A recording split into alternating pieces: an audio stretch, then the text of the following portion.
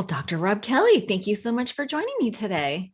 Thank you indeed for asking. Awesome. Looking forward to this. Hey, before we get started, I saw a picture of you with an English bulldog. Was that yours?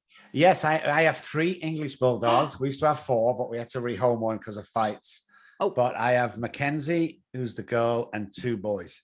that is so sweet. So I've had four total, but right now I have just one. Yeah, an English bulldog. Wow. His name is Teddy. He's the podcast mascot. You will occasionally hear him snoring in the background. Always. I've got three in the office today because they're doing other things downstairs. But yeah, I hope they don't bark or anything. Otherwise, we're in trouble. It's fine. It's fine. This is not CNN. Will be good. But my audience is all about sobriety and finding solutions, and you are the solution guy. I saw you on the doctors and did my research and saw on your website that you talk about permanent recovery. And Yes. that's what everybody wants. Everybody Yeah. wants these people who've just been through the ringer of people who want to stop and cannot.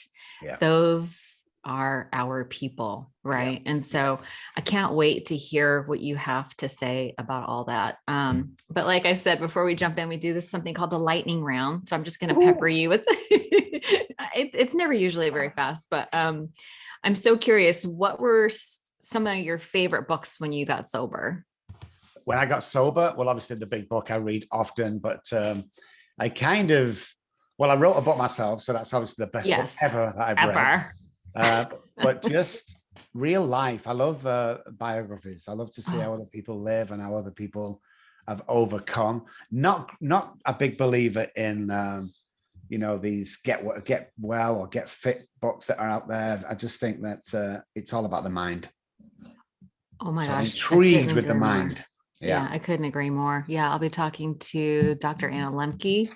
She wrote that book that just was released, Dopamine Nation. So I'm Yeah. super excited about that. And also Never Enough, another neuroscientist. Oh yeah.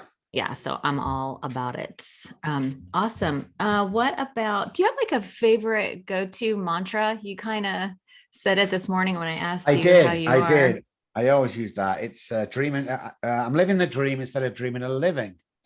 And it came to me when I was homeless, passing a nice house with the children, mum and dad, having Christmas lunch.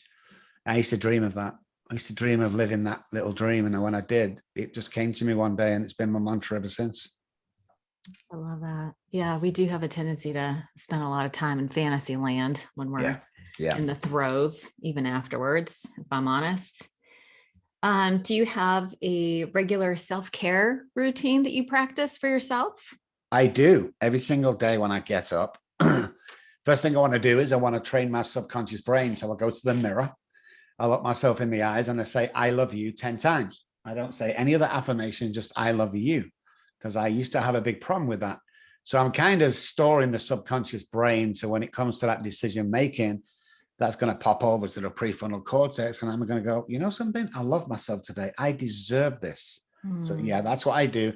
And then I write out 5 things I'm going to accomplish that day. And the idea behind that is if I complete all 5, I've taken a step forward in life. If I only complete 3 or 4, I've taken a step back in life. Oh, interesting. You know what I heard recently is accountability. Empathy without accountability reinforces the victim mentality. Yes, I like that. I Wow. like that accountability piece that you have for yourself. I have a feeling you're kind of a hard ass and I can't wait to talk to you about that. But I have one more question. Okay. Oh, two more. I lied. Two more questions. What's the one thing you wish you knew when you first got sober? It's going to be okay. That's gonna be And my okay. life's Wow, going to that's be cool. amazing. Your life is amazing. It is. And what do you do for fun? I have a music room. I used to be a musician when I was young. So I was a on-stage musician, and then I played at Abbey Road for about 3 or Oh 4 my years. So I goodness. played with Elton John, Queen, David Bowie. So I have a music room at the home with a full everything. It's got everything and you could imagine. So I go in there about once every couple of days, and I may play drums or guitar. I might play keyboard. I might write songs. I might do a live YouTube. So that's what I do. And of course, walking my 3 English bulldogs is also great. Yeah, I noticed that you have some big guns. Do you consider exercise fun? Yes, of course. Yeah, I have what's called a mirror in the house. We also have a bike, a well-known bike, Peloton Oh, the in the mirror, house. the exercise mirror thing. Yes, Oh, it's you like that? phenomenal. Phenomenal. You can So do good. everything on that. Yeah.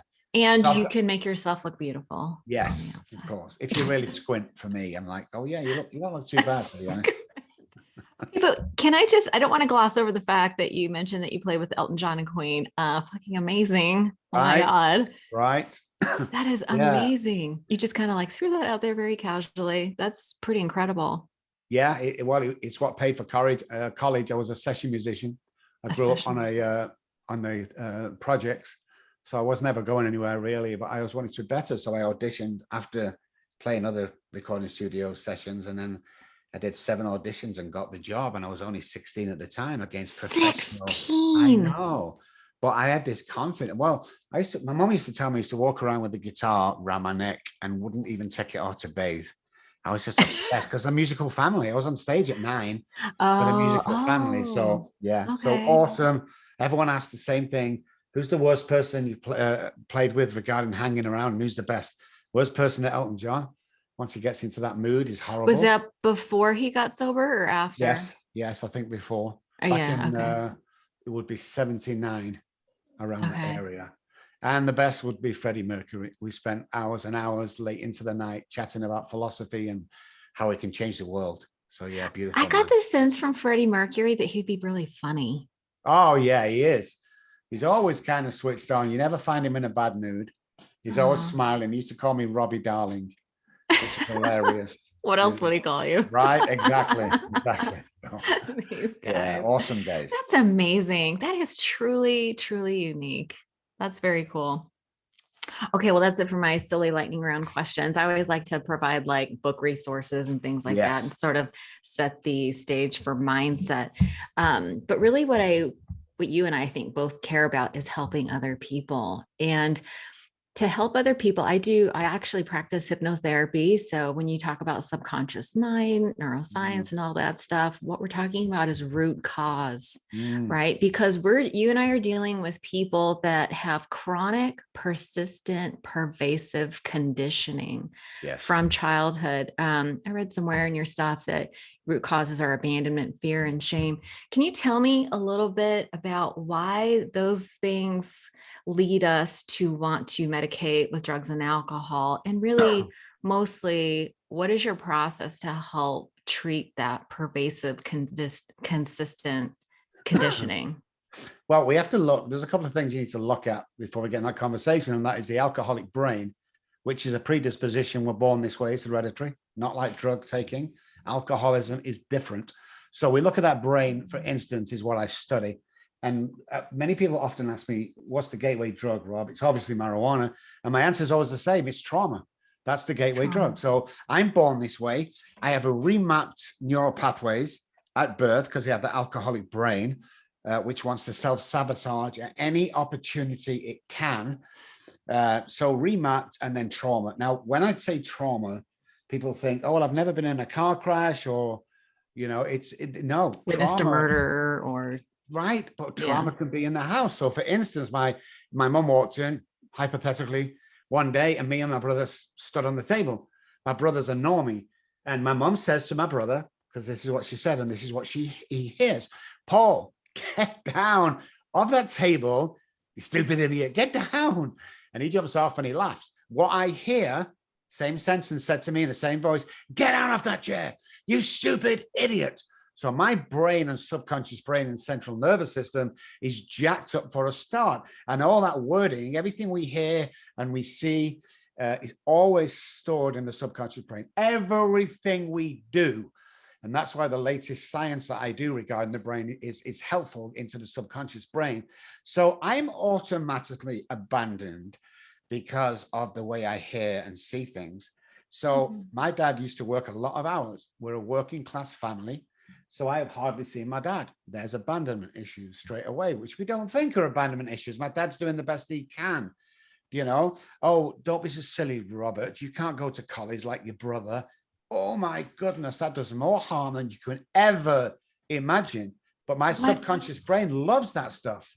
Why did Because she say? Why did she say you can't? Don't be silly. You can't go to college. it was just something my mom said. It's not like my brother went. It's like, we can't go to college. We just don't do that. You Oh, see, I was supposed to grow up just like my parents. By the time I was 18, married. By the time I was 19, have a baby or two, have a normal 9 to 5 working manual job and go to the pub every night on the way home. That was it from generations to generations. Because you can see that pattern of alcoholism and mindset going back through my family, that's what they settle for. Now, I was different. I didn't want to settle for that. So going back to the abandonment, the alcoholic brain and central nervous system and the whole aura is always felt as if we don't fit in. So I never fit in anywhere. So there's the abandonment again, the shame of where I grew up. I grew up on the projects, council estates. All my friends I went to school with, even though it was just a normal school, they lived on the private estates, which parents had a mortgage. We paid rent. I was so embarrassed about it. I was so shameful. And of course, when my drinking took over at the age of 9, I started, but it took over about 25, 26. There was the shame of that. So what we do is we have to go back, what we call is a scene of the crime. And we have to start clearing that stuff up. And the worst thing somebody can say to me is, oh yeah, I've kind of worked on that myself. If you worked on that yourself, you won't be relapsing, first of all, and you won't be going through girlfriends 10 every week. We have to really go back and look exactly what you do and repair that damage done in the past, and usually by caregivers. so when you say go back to the past and repair the damage, that is the crux of the treatment, right? Yes, it is. Because you have to go back and look. Many people come and they go, okay, well, I drink a lot. I don't do this, I didn't do that. Well, any trauma? No, everything's good. And when we go back and really pinpoint, they forget to tell me about the molestation from the father or the uncle or the priest. They forgot to tell me of the homosexual act that he did when he was 9 or 10. They forgot to tell me about how the mum used to smack him across the face because the house wasn't tidy when they come home. So they kind of think, well, mum and dad did the best. No, I'm not having that. I hate it when people say that. Well, they did the best they could. No. I used to walk to school with holes in my socks and cardboard in my shoes because I had holes in my shoes. Walking on the snow 2 miles, I had to walk to work every day because my mom couldn't afford my socks and my shoes. Now, my mom could afford and my dad to go to the bar every Friday and Saturday night. So I had one person sat down once and he said this. He said, Rob, you're really upset about them shoes. And I said, yeah, but my mum and dad couldn't afford it. And he said this to me that changed my life. He says, when your mum went to the bars every Friday, Saturday and Sunday night, did she have holes in her socks? And I was like, ouch. And that's when it hit me. I had more trauma than I could ever imagine growing up. They would drop me with a friend. But when I got to the friend, the man and the woman, they would say, okay, we have a naked night tonight. So everyone gets naked. I didn't tell my mom that because I thought it was natural. That was child abuse. Yeah. Everybody in the house got naked? Yeah, but all the kids and the mom and dad, and that's just the way it was. So I went along and never even mentioned it because I thought, it was just the norm. See, I have a big saying, and it's this: anything less than nurturing as a child is child abuse. Yeah. Especially when I find out more about the brain and the central nervous system. I kind of never get a girlfriend. Why do I always leave? Why did I marry my dad? Well, it's like you have to understand why we do these things. There's a pattern to our behavior. And if you're happy doing that pattern and living the way you're living, great. But if you want to change your life, then you need to go back and clear this stuff up and change neural pathways from self-sabotage to self-care. Because at the moment, or when I was born up until about 28, when I got sober, I had more self-sabotaging than I did self-care. So I'd start really good. Oh, I would look so good, Arlina, when I went to work or do anything, girlfriend. But after a month or two, it self-sabotage. It'd be like this. Oh my God, it's 9 o'clock, Rob. You're not supposed to start till 10. And then 6, Rob, are you going home? I'll stay till 7. A month later, where the hell is Rob? It's 1 o'clock. That's all my life has been like that because I self-sabotage over any considerable period with a mindset like that. Right. It's that internal mindset of, I don't really truly deserve this. 100,000,000%. And the other one is self-dialogue. I can self-sabotage. You don't have to say anything to me. I drop a pen on the floor and I go, what a stupid idiot, when I'm picking it up. What is My that? brain loves that stuff. Right. You know, so when I go for that car, that job, that girl, that house, whatever, the subconscious brain goes, you stupid idiot, what are you doing here? You can't do this. Who do you think you are?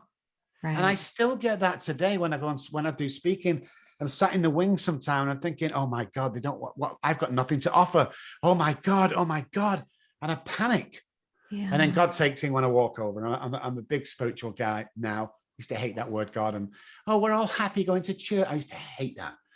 Did you go to church growing up? I did. I was a choir boy. I was a chorister, as they called it in the Protestant church. I had a great voice, but my headmaster sexually abused me. He was one of the guys that, you know, and I blame my mom. My mom knew about this. She knew that he was like that and sent you anyway?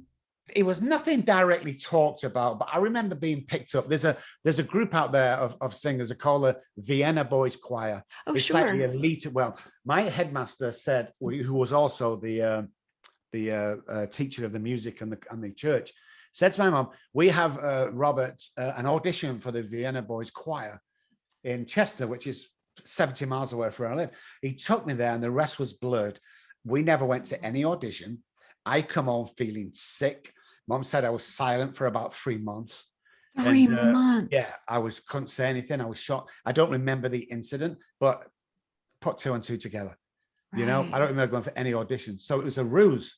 And then there was the neighbor across the road that was about 14, 15. And he was married, but he was gay. And we go to the sauna together because I was into fitness and bodybuilding at the time. And he would try to molest me and do things. And it was awkward. And then we made it into fun. But many years later, and I said, oh, you remember when I used to go to sauna? He said, oh, yeah, with the gay guy. And I looked at them and I said, how do you know? Oh, everyone knows about him. And I didn't say it, Arlina, but I wanted to say, why the fuck did you just let me go through 5 years of my life with this guy knowing quite well what he's capable of doing?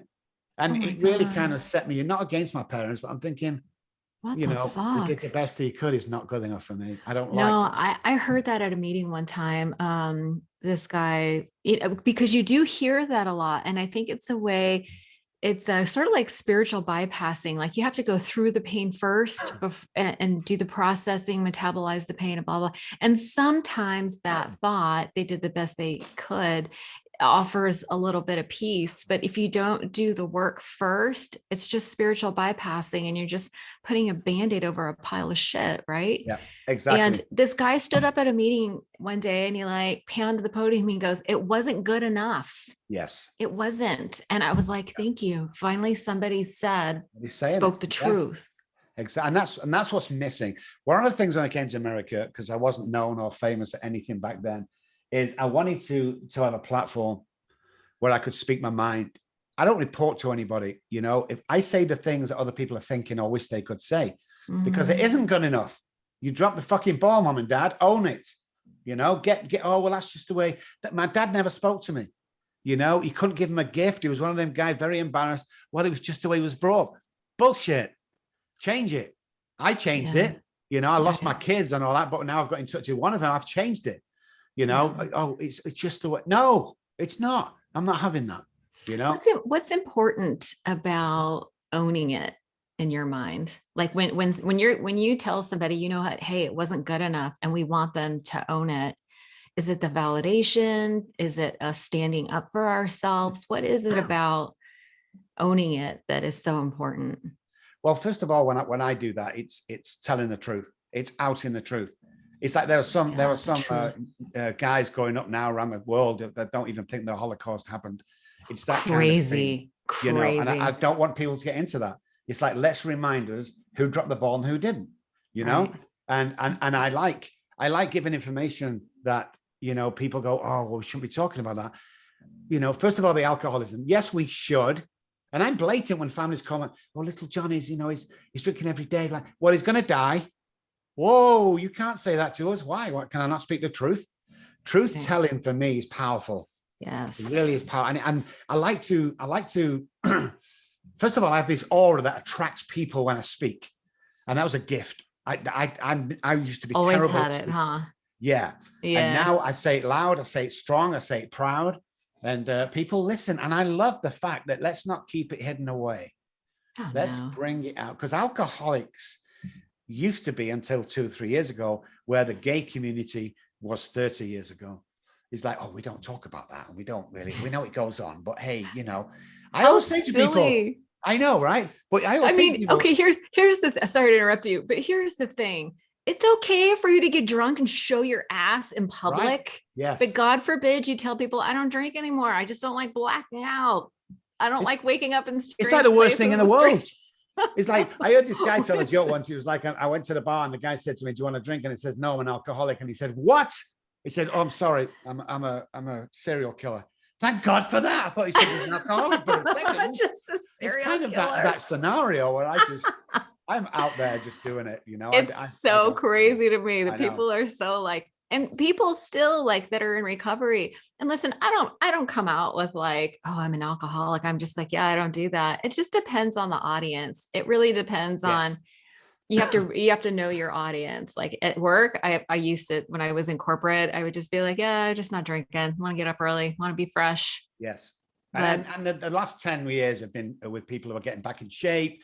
I know I've worked with a lot of A-list footballers and stuff like that. And it's fitness now. It's about getting back in shape, which covers for those people. I tell them the truth. You know, when they come in the table, so what do you want to drink? And everyone's drinking, by the way. And you go, what do you want to drink? I'll just have Coke. Coke? You're a big guy. You know, what do you want to drink? you Do can you want a handle it. whiskey? Especially if it's a woman or something. It's like, come on, just have a little whiskey. I'm like, if I had a whiskey, first of all, I'm going to try to rape you. Let's get that out of the way straight away. I'll take you home in front of my wife. And then I'm going to start fighting anybody who disagrees with me. And then I'm not going to actually get you on because I'll be arrested. What? That's what happens when I drink. So I'll just have a Coke. Yes, sir.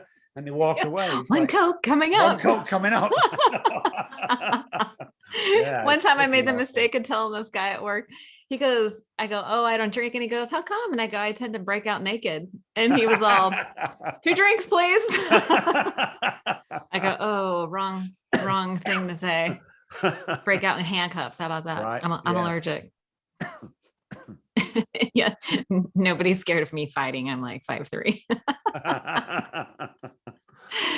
That's awesome. But okay, so you know what I wanted to ask you. I saw a lot of your videos and things like that. And you have this very strong personality, kind of an in your face thing. And there are some people that really respond, like they respond to that. People who are in denial, people who just need that. I think people crave that level of accountability. People want to know where the boundaries are so they can feel safe. But I don't think it works for everyone. How do you know who that works for? You know, since you are able to adapt to every different kind of alcoholic, I think that's part of the gift, the chameleon thing, right? Yes. I'm sure you have Yes. that too. You have learned to turn that into an asset. How do you read someone to know whether the in your face kind of style works or the gentle nurturing works? So usually the first indication is where they contacted us. It's like, well, I heard this podcast and oh my God, I love Dr. Robb. That's the first one. He needs it in his face. And then you get the parents who call about this 18-year-old girl who's taking too much heroin, and you know you need a different approach to that. So, and then they need to take an assessment. One of the reasons why we have a 97% success rate over 20 odd years, 30 years, and 7,000 patients is because of the assessment. So I find out real quick whether you really want to do this deal. So when we will not take anybody's money if we can't guarantee that they can recover. So the assessment kind of puts everything into place for me. And, you know, most people want what I give, but I have a psychotherapist that works with 3 girls and 1 guy that need the soft approach. And that's great. We'll do that. Okay. You know, but so it's the assessment that, yes. So you must turn away a lot of people who don't really want it. Yes. And that's what people can't understand, especially my so-called treatment friends out there who keep taking the same person back time and time again for 30,000 a month. It's like, I won't do that. Well, how do you survive? Well, we took almost $1 million this year. How much did you take? By being honest and straight with people. Because now we're getting to be known like that. Is if you can't pass, I don't care how much money you've got. We've been offered blank checks, literally blank checks by billionaires, and say, fill it when else. Fix do whatever my child. You want to do. Yes. They're saying, fix my child. Fix my child. I'll give you a blank check. You can do anything. You can buy your house. You can take $1 million. You do it. I'm the guy that turned down Britney Spears for $1 million back in Dallas in the day because she came in and she was drunk. She was 3 hours late. And it was a mess. So I said, no, I'm not doing it. Jamie, her dad, got up and he's, oh, please, Rob. Then the bodyguard got off and said, you're not leaving until you see her. So I'll put him in his place. And then 2 days later, she shaved all her hair off.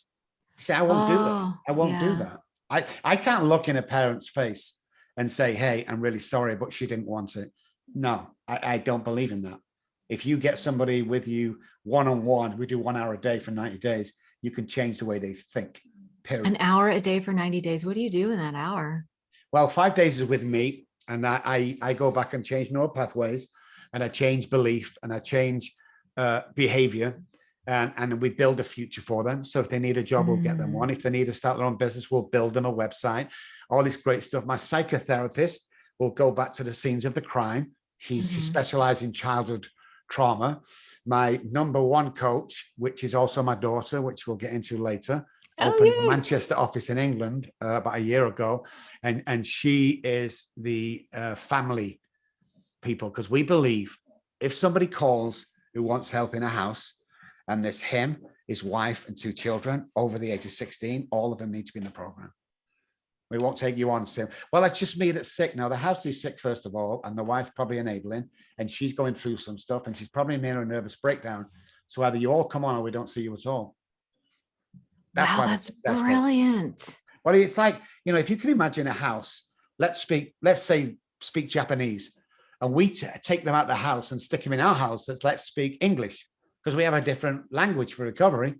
So he speaks English, Japanese house, still speaking Japanese. So we take the guy, we put him back into the Japanese speaking house. What's going to happen? He's going to start speaking Japanese. And that's one of the problems with recovery.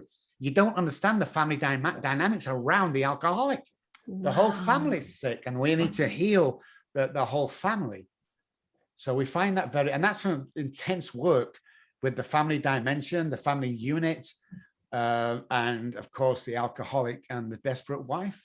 It's terrible when we leave the wives alone, or the husbands, or whoever the drinker is, or the user, and we forget all about them, because they've got the abandonment, they've got the shame, they've got the remorse, I always say, to the wives and husbands and partners of alcoholics or addicts, the PTSD that you have because you have it, if you live with one, is no different from the PTSD from someone coming home from war. Now, I love our soldiers. I'm an American citizen. I love them to bits, but I'm just talking about the brain, guys, because both of them never know it's going to be the last day. Both of them never know when it's going to kick off. Both of them never know that they're not going to walk on eggshells today. It's the same thing. So the brain doesn't know the difference between war and war in the household. And that's another thing that people don't understand. So the wife's going to be okay. No, she won't. She will, either commit suicide or do a runner or assist the alcoholic start drinking again, because she can't stand this new person that's come out. So it's really complex when we talk about fixing the family. It really is. And that's what we've done. We've spent 20 odd years. I do the latest brain science. I do brain spotting. What's brain spotting? Brain spotting is a new development. There's only 3 people in the country or the world right now who can do it, because they haven't even put a training course for it. But brain spotting is a technique that goes into the pupil and to the subconscious brain. It's a bit like EDMR, but it's a little different. So we're talking to the subconscious brain, and it's all about eye movement and the flicker in one eye. And then we stay with that flicker in that one eye, and we find out what's caused that. And then so are they, I see where you're going with this. So when you say that you see the eye flicker, that's I can't speak this morning. That's an indication that there is a traumatic memory there. Yes. And so you have them, you say like, what's happening now? Yes. That kind of thing. And the first response, Arlina, is, oh, nothing. But we hold it there. We hold it, and they've got to look at the pen, and that might take 5 hours. It might take 5 minutes, but I'm staying there. And all of a sudden they go, oh yeah. And they start talking about the traumatic event. It's the most powerful thing I've ever seen. So that's So this is what's been coming up for me lately is there's the traumatic events like EMDR, like you mentioned, the eye movement desensitization, reprocessing or reprogramming. And then but what do you do with the people who have the consistent, pervasive trauma day in and day out? Like I was talking to a gal who had a mother who was a heroin addict, and she would hear her mother on the phone saying, "We don't have enough. I need money. I need to feed my kids." Like she was using her kids as a scapegoat. And she was using her kids to get money. And there were times when she didn't have food. So today she hoards food and she has a weight issue, right? And so, we were going to do some EMDR or some, hypnosis on that. So she goes, but it's not one situation, it's pervasive. How do you treat that pervasive, repetitive conditioning, like that mental conditioning? So we use the brain spotting, obviously. We also use a technique which is called somatic experience, which is SE. People call it SE. So we go back and we look at the central nervous system and why is this happening? What's causing it? Then we go into the brain and we look at what's been happening in the past. So now we're using NLP, neuro linguistic programming. Yeah. So we're watching the behavior, we're watching the brain change, and we're watching the trauma in the past. Any patient that comes to me, first of all, needs to feel safe. We get them in a safe place when we go through the NLP or the SE, and we find out. So them three techniques together, as well as building confidence in the patient that you're your own person, and unfortunately, we're going to go back and we're going to pick them to pieces, the scene of the crime, as we call it, and then bring you forward through the trauma, through the behavior, through the reaction that you have, through the fear that you have, and we walk them through bit by bit until they have clear conscience. And this takes 90 days. With that safety in mind. Yeah. Okay, so you create the safe space, yes. You build confidence, and then bring them through those traumatic experiences with so that feeling of safety and confidence overrides the fear. 100%. And that's what is the rewiring of the brain. Yes, it's resetting neural pathways is what it is. Resetting. Yeah, and then once we reset neural pathways and get them excited about life, the neurons start firing and get us excited. Every time we say certain things like thank you to somebody, dopamine's released into the brain. We use that a lot. You have to compliment 3 people every day. So it's a new technique that we have been doing for so many years that used to call it out the box. They still call it out the box. But with the percentage rates of us and the success we had, we just really need to start looking at alternative ways to go back and fix this permanently. We don't need to go for medication straight away, because when we do our reports. I'm sorry, go ahead and finish. I get when so we do excited. our reports about drugs, especially heroin addicts, 99.9% of heroin addicts started in the doctor's office. Just because the doctor says it so doesn't make it right or doesn't make it true. Yeah. And one of my big deals at the moment is fight against your doctor, questioning why, how, when, what's going on? Why do I need to take this? What damage is it going to do to me? What's the long-term effect? But we don't. We just go to doctors who are getting backhanders from somewhere because the latest medication like Vyvanse is out, and all of a sudden it's the #1 pill. You couldn't get it over here in Texas. You had to wait a week for Vyvanse. That's how popular it was. Somebody's getting something for doing that. What is Vyvanse? Vyvanse is a bit like it's amphetamine salts. It's a bit like Adderall. It's just a different name on it. So we're feeding our kids amphetamine salts. Speed is what we're giving our kids for attention deficit. When I was a kid, attention deficit was a slap across the head and say concentrate. But there's a whole new story on that where we go with that. I can't get into it now because there's a lot more to explain about that. But that's what we do with people, and we build them up and we create a life worth living. And we'll go to any lengths to do it. Any length to do it because we have to. Yeah. Let me ask you, there's a lot of talk about, I really don't have any judgment about how people get sober. And I understand that there's, harm reduction is a thing. Yes. Right. Like I get that.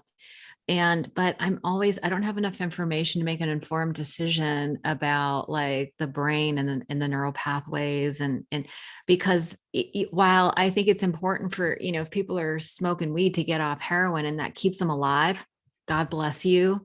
do what you got to do. My concern is that like the emotional and mental evolution or progress ends there.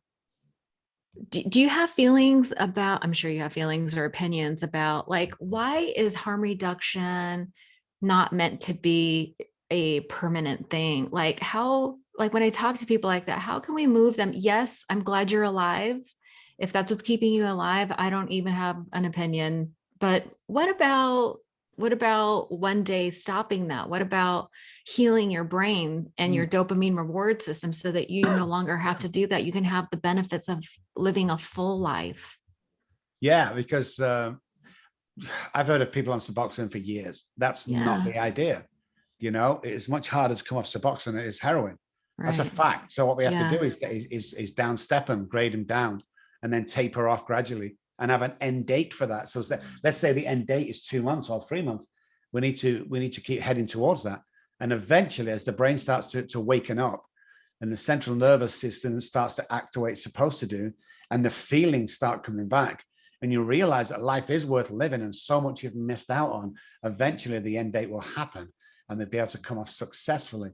So depending how far down, how bad the psychosis is, how bad the brain's been damaged, you cannot just stop and say, okay, I'm off all drugs now. That's the worst thing in the world you can do. right. Best thing in the world you can do is seek doctor's help, come down, get your doctor to bring you down. Same with alcohol. They call me all the time. Well, he's drunk, you know, he's in a bad state. I've hidden all the bottles. Don't hide the bottles. Make him drink until he gets the detox. Right. And many people are just ignorant about all this because not their fault. It's lack of information because we've been stuck in the closet for so long that, you know, and that's one of the things I didn't want to do. Listen, when I was homeless, people used to spit on me on the floor. I used to wake up and kids used to throw diapers on me that were full. You know, I woke up one morning, I was covered in this stuff. And I'm angry at that and really happy at that. I'm in a great place to do that today. So, you know, I'm really strong on let's get a solution, a permanent solution for this. Permanent solution. Medication, unfortunately, I don't think for addiction or alcoholism in general, permanent medication is not the way to go. That's in my opinion, because nothing's good enough for me. You know, we go to the sandwich shop. My friend has a sandwich and a Coke. I get 2 sandwiches, a bag of chips, 2 Cokes. You know, I want 50,000 in the bank. Great. So when we get it, we've just had 100. It's crazy. So giving people drugs over a long-term period regarding alcoholism, alcohol addiction, not talking about medical. I take a small drug for my antidepressant, and I'm proud of that. And I'm not coming off it. And that's the way it goes. You know, we should have that fine line between good medical advice and don't listen to what other people say. So when it comes down to hardcore abstinence completely, 100% for that. The way we get there, wow, I don't care how you get there. Right. And when you come to me, there's an A, B, and C, and you'll follow that. People often say the difference between a therapist and what Dr. Robb's crew does is a therapist will ask you how you're feeling. Them bastards will tell you how to feel. It's like, well, that's what it is. Because if I sat here long enough, Arlina, and said, I love you, I think you're the most amazing, gorgeous person I've ever seen. I want to leave my wife tomorrow, and I want to come and find you. I want to marry you. You're going to laugh.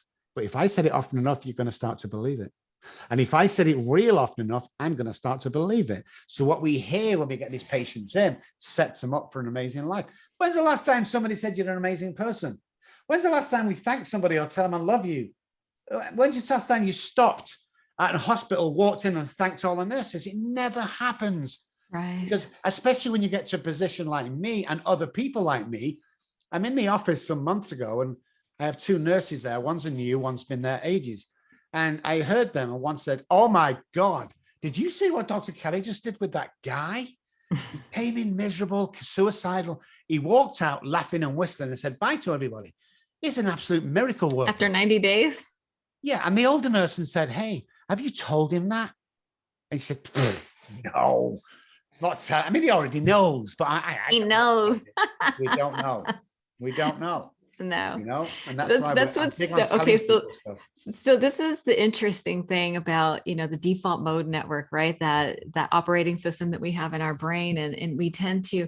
This is what I've had this, you know, this observation that we need the if we've had constant conditioning of negativity, right? Like you were talking about repetition.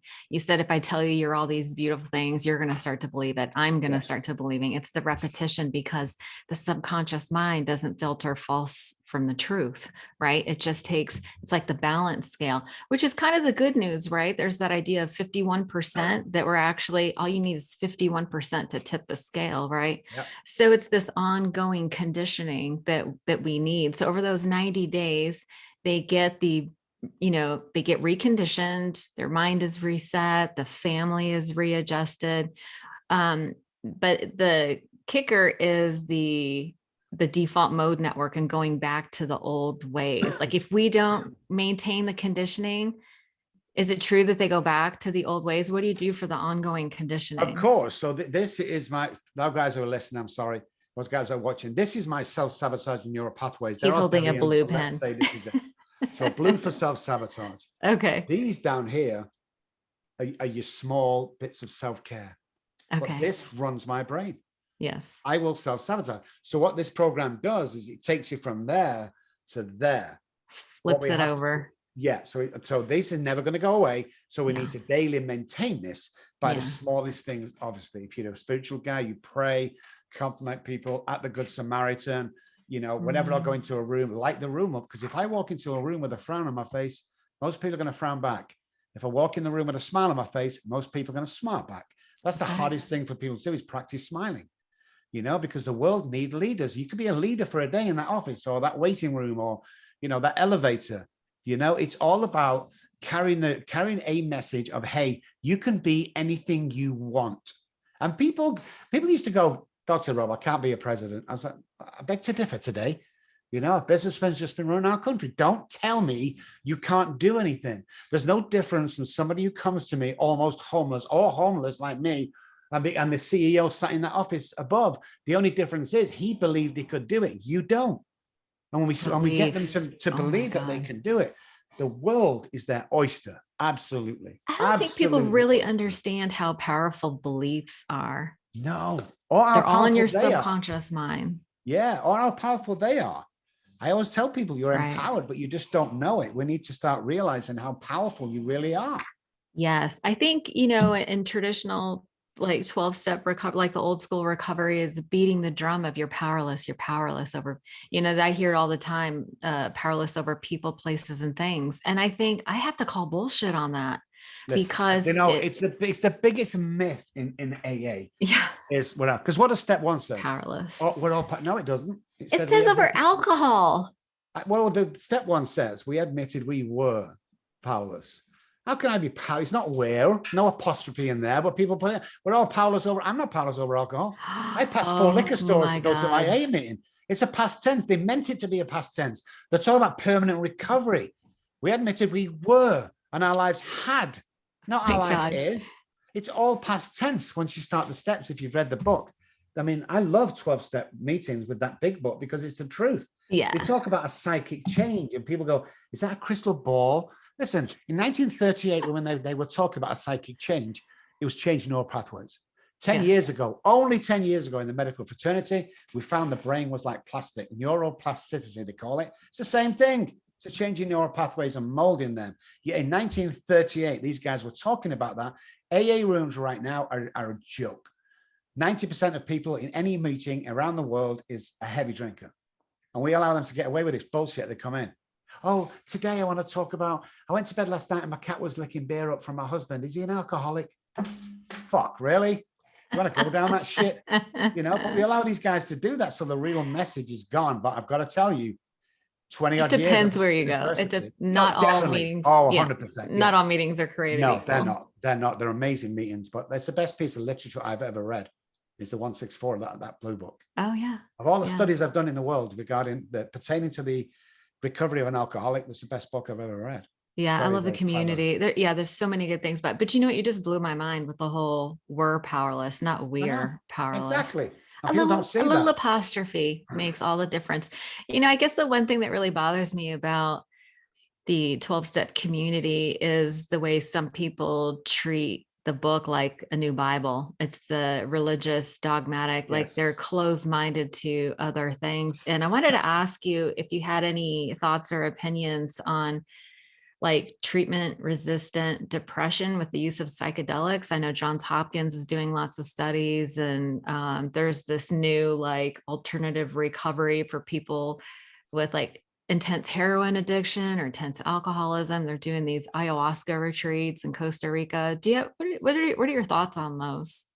Well, I have to be really kind of medical here and say, hey, there's not enough data to make a decision right now, but we only know little about the brain. We're discovering more and more every month.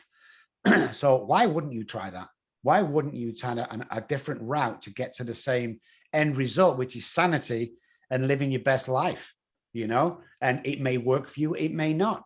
AA may work for you, it may not. I mean, you don't have to go one place. One place is not the answer to everyone's problems here. The answer is to seek out the treatment that your doctor or therapist tells you to try. And I tried ECT about 5 years ago. That? It's electronics, I can't remember now, trauma or something. But I was depressed, very, very depressed. And this is what my height of my career. But I did it for about 4 weeks. Best thing I ever did. Oh my God, best thing I ever did.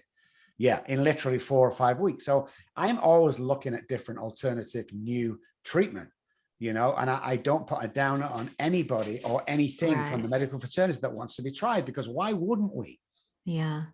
I've seen some just really I've been hearing lots of experiences from people who talk about doing these ayahuasca retreats. I practice abstinence. My life is great. I don't feel the need to, I don't suffer from depression.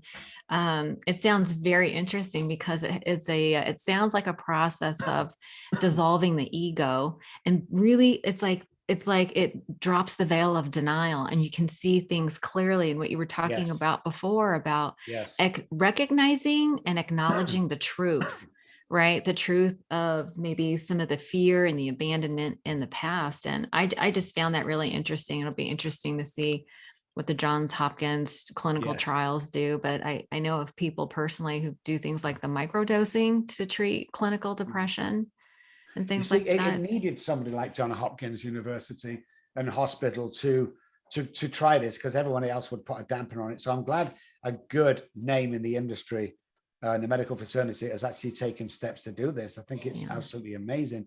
But at the end of the day, it all goes back to your childhood, and it all goes back to the predisposition and the hereditary facts of any illness around, especially alcoholism and addiction.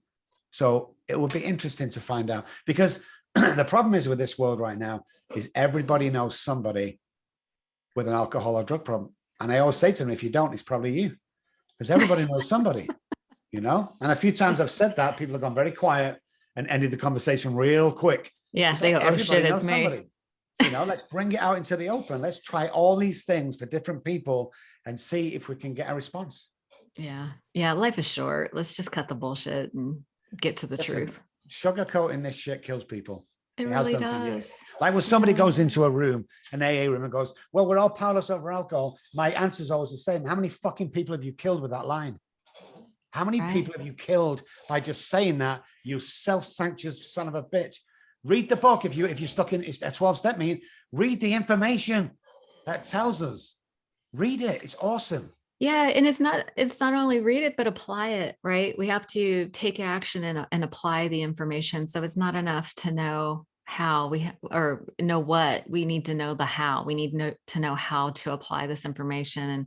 And listen, I just love what you're doing. I'm so pumped. I'm going to leave all your links in the show notes. What's the best way to get a hold of you if somebody is needing your help or wanting your help? Jump on a Google or anything like that search engine. Just put my name in there, Dr. Robb Kelly. You'll see me. Website's robbkelly.com. I spell my name with 2 B's, so it's ROBBKELLY.com. And if you want, listen, guys, I want to say something. If you're sat at home and listening to this and don't think you're worth anything and don't think you can amount anything because of your past, I want to apologize to you guys, because somebody's put that there. We are born with $1 million minds. Stop hanging around 10-cent minds. It's not for you. So that being said, I know people are sat at home going, it's okay for him. Who do I turn to? I don't know what to do. I'm going to give you my phone number here, my personal phone number. And if you're sat at home in a bad state, I'd rather come and help you right now than come to your funeral. So if you're sat at home in a bad state and want a 10-minute pep talk that will change your life, here's my personal phone number. People don't believe me. This is my cell phone number. It's not my assistant's. It's not the front desk. It's 214-600-0210. Now, as you can imagine, I'm a busy guy, but you call me or text me, leave a message. I will get back to you and it will be okay. Don't believe the hype. It's going to be all right.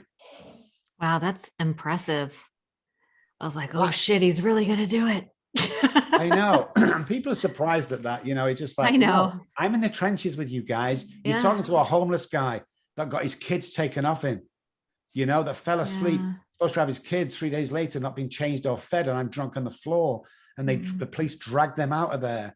This is the guy that his eldest daughter said, Daddy, Daddy, please stop drinking. And I couldn't do it. 6 months later, I was homeless. The $1 million house had gone, the cars, the wife, the kids, the parents, the brother, the sister. I was abandoned on the street. I can do this. I'd love to sit here and tell you I'm really clever, but I'm not. If I can do this, you can do that. You just need that 10-minute pep talk to set you on the real track. And of course, if it can help you professionally, of course, but you do have to pass an assessment. And 75% of people that come to us fail the assessment, unfortunately, because we're the real deal. We're talking the truth. Yeah. Accountability. I love it. Dr. Robb Kelly, thank you so much for your time today. I am so inspired and excited about the work that you're doing. I can't wait to leave all the links to all the resources. And thank you so much for being the real deal and giving your phone number. That's incredible. I know. It's awesome. Thank you guys for listening. And thank you, Arlina. You're an amazing, and I love you, by the way. I love you too. I believe you. You have a wonderful day. Thank you so much. Thank you. Bye-bye.